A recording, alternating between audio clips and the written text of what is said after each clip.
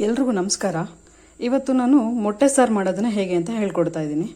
ಈಗ ಮೊಟ್ಟೆ ಸಾರು ಮಾಡೋದಕ್ಕೆ ಮೊಟ್ಟೆ ಮತ್ತು ಈರುಳ್ಳಿ 2 ಈರುಳ್ಳಿ ತೊಗೊಂಡಿದ್ದೀನಿ, ಬೆಳ್ಳುಳ್ಳಿ, ಶುಂಠಿ, ಚಕ್ಕೆ ಲವಂಗ ಸ್ವಲ್ಪ, ಕೊತ್ತಂಬರಿ ಸೊಪ್ಪು, ಟೊಮೊಟೊ ಮತ್ತು ಕಾಯಿ ಅದಕ್ಕೆ. ಮತ್ತು ನಾನು ಇಲ್ಲಿ ಇದು ಮಟನ್ ಸಾರು ಪುಡಿ ತೊಗೊಂಡಿದ್ದೀನಿ. ಇದೆಲ್ಲ ಸೇರಿಸಿ ಹೇಗೆ ಮಾಡೋದು ಅಂತ ನಾನು ತೋರಿಸ್ಕೊಡ್ತೀನಿ. ಮೊದಲಿಗೆ ಈಗ ನಾವು ಒಂದು ಬಾಣಲಿ ತೊಗೊಂಡು ಅದಕ್ಕೆ ಎಣ್ಣೆ ಹಾಕ್ಕೊಳ್ಳೋಣ. 2 ಟೇಬಲ್ ಸ್ಪೂನ್ ಎಣ್ಣೆ ಹಾಕ್ಕೊಳ್ಳೋಣ. ಇದಕ್ಕೆ ನಾವು ಈಗ ಈರುಳ್ಳಿ ಹುರ್ಕೊಳ್ಳೋಣ. ಈ ಹುರ್ಕೊಂಡು ಸಾಂಬಾರು ಮಾಡೋದ್ರಿಂದ ಏನು ಅಂದರೆ ಟೇಸ್ಟ್ ಇರುತ್ತೆ, ತುಂಬ ತಿನ್ನೋದಕ್ಕೂ ಚೆನ್ನಾಗಿರುತ್ತೆ. ಅದರಿಂದ ಹುರ್ಕೊಳ್ಳೋಣ. ಈರುಳ್ಳಿ ಫಸ್ಟ್ ಹುರ್ಕೊಳ್ಳೋಣ.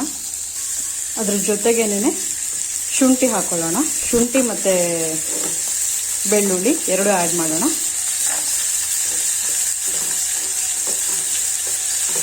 ಜೊತೆಗೆ ಚಕ್ಕೆ ಲವಂಗ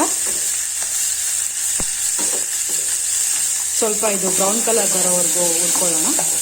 ಅಂದರೆ ಹಸಿ ವಾಸನೆ ಹೋಗೋವರೆಗೂ ಇದು ಹುರ್ಕೊಳ್ಳೋಣ.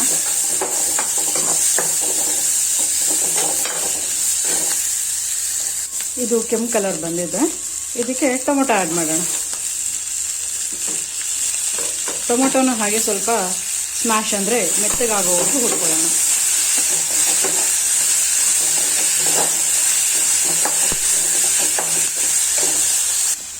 ಇದಕ್ಕೆ ಕಾಯಿನ ಹಾಕೊಂಡು ಹುರ್ಕೊಳ್ಳೋಣ.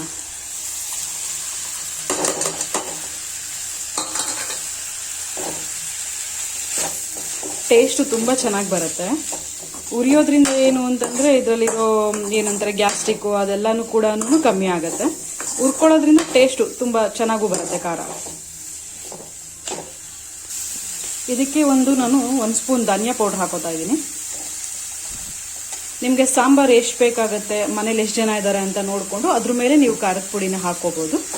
ನಾನು 1 ಸ್ಪೂನ್ ಹಾಕ್ಕೊಂಡಿದ್ದೀನಿ, ಯಾಕಂದರೆ ನನಗೆ ಮಟನ್ ಸಾರು ಪುಡಿನೂ ಕೂಡ ಹಾಕ್ಕೊಳ್ಳೋದ್ರಿಂದ ಧನಿಯಾ ಪೌಡ್ರನ್ನ 1 ಸ್ಪೂನ್ ಹಾಕ್ಕೊಂಡಿದ್ದೀನಿ. ಇದು ಸ್ವಲ್ಪ ಇದಾಗಲಿ. ಹುರಿದಾದ್ಮೇಲೆ ಕೊತ್ತಂಬರಿ ಸೊಪ್ಪು ಕೂಡ ಹಾಕ್ಕೊಳ್ಳೋಣ ಅದ್ರ ಜೊತೆಗೇನೆ.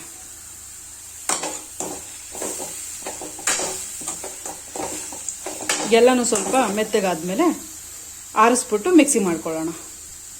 ಈಗ ಇದು ಆರಿದೆ, ಈಗ ಮಿಕ್ಸಿ ಮಾಡ್ಕೊಳ್ಳೋಣ.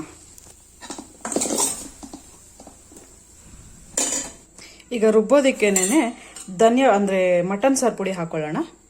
2 ಸ್ಪೂನ್ ಹಾಕ್ಕೊಳ್ಳೋಣ. ಮಸಾಲೆ ರೆಡಿ ಆಯಿತು. ಈಗ ಕುಕ್ಕರ್ ಇಡೋಣ. ಇದಕ್ಕೆ 2 ಟೇಬಲ್ ಸ್ಪೂನ್ಸ್ ಎಣ್ಣೆ ಹಾಕ್ಕೊಳ್ಳೋಣ.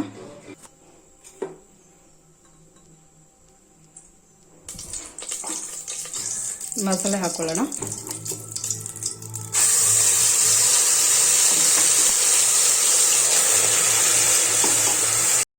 ನಿಮ್ಗೆ ಎಷ್ಟು ಥಿಕ್ನೆಸ್ ಬೇಕೋ ಅಷ್ಟು ನೀರು ಹಾಕೊಳ್ಳಿ. ಸ್ವಲ್ಪ ಕುದಿಯಾಗಿ ಬಿಡೋಣ. ರುಚಿಗೆ ತಕ್ಕಷ್ಟು ಉಪ್ಪು.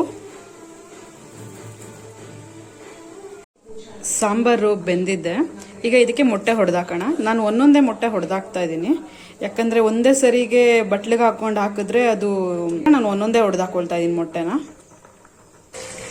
ಮೊಟ್ಟೆ ಹೊಡೆದು ಹಾಕಿದ್ದೀನಿ. ನಾನು 7 ಮೊಟ್ಟೆ ತೊಗೊಂಡಿದ್ದೀನಿ ಇದರಲ್ಲಿ. ಇದನ್ನ ಲೋ ಫ್ಲೇಮಲ್ಲಿ ಬೇಯಕ್ಕೆ ಬಿಡೋಣ. ಉರಿ ಜಾಸ್ತಿ ಮಾಡಿದ್ರೆ ಏನಾಗುತ್ತೆ ಅಂದರೆ ಮೊಟ್ಟೆ ಎಲ್ಲ ಸೀಕೊಳ್ಳುತ್ತೆ. ಅದರಿಂದ ಲೋ ಫ್ಲೇಮಲ್ಲೇ ಉರಿಯೋಣ.